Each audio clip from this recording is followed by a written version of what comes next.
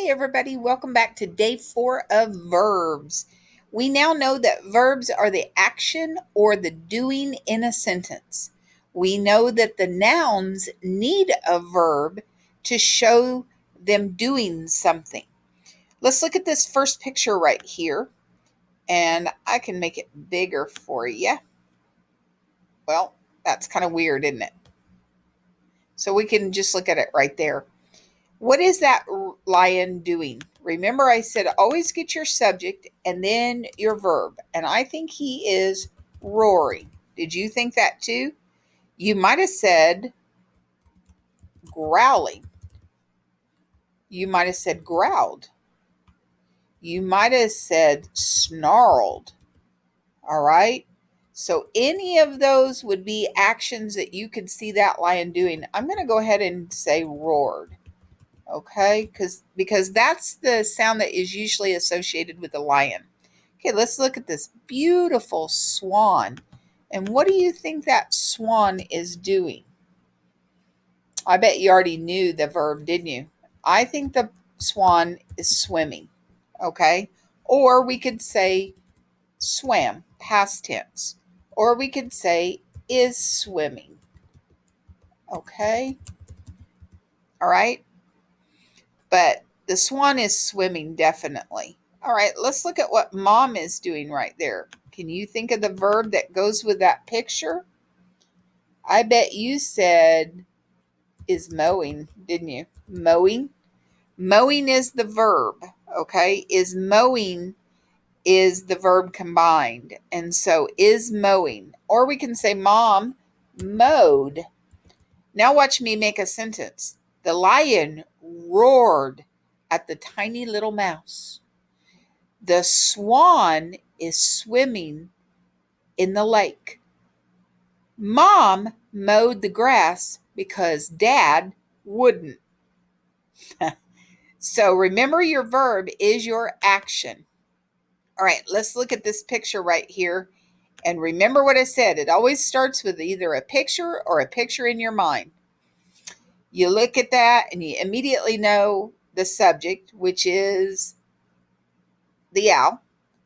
Now, what is the owl doing? So you have to think, okay, what do owls do?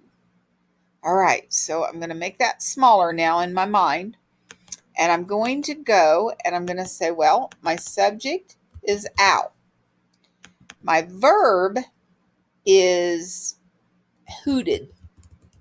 Okay, because that is the sound that I know that owls do. All right, now what I do is I say, okay, how can I turn that in to a good sentence? So I can say the owl hooted.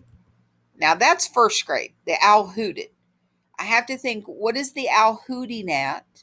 So I imagine that there is a cat. Okay, so the owl hooted at the cat. And now I'm wondering where they're at. And I think that they're in a barn.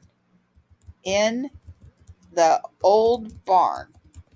Okay, now I go and see, I didn't put punctuation on yet. I go, the owl hooted at the cat in the old barn.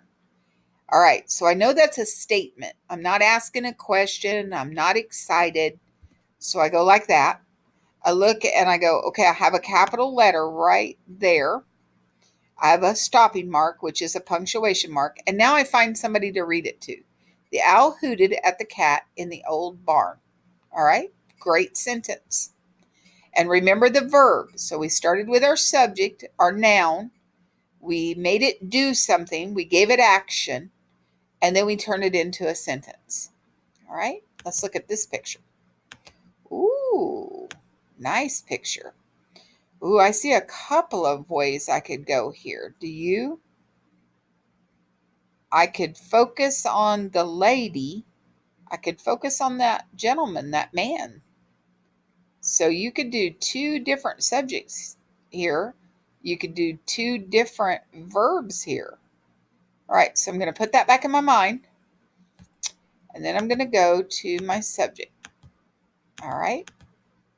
And I'm going to say ballerina. Okay, could have said lady, could have said woman. Ballerina is what she is. I could have done the person sitting on the ground and said man. Okay, now what is she doing? Well, that's pretty easy, isn't she? Isn't it? She's dancing. Okay. All right. And now I think of my sentence. So I know my subject, I know the action, the verb she's doing, and I go, okay, the beautiful ballerina danced to the music. Okay. Hold on just a second because I'm not going to have room here. I'm going to go right over to my margin. Do you see me changing that? Okay. Now I'm going to go back into my sentence.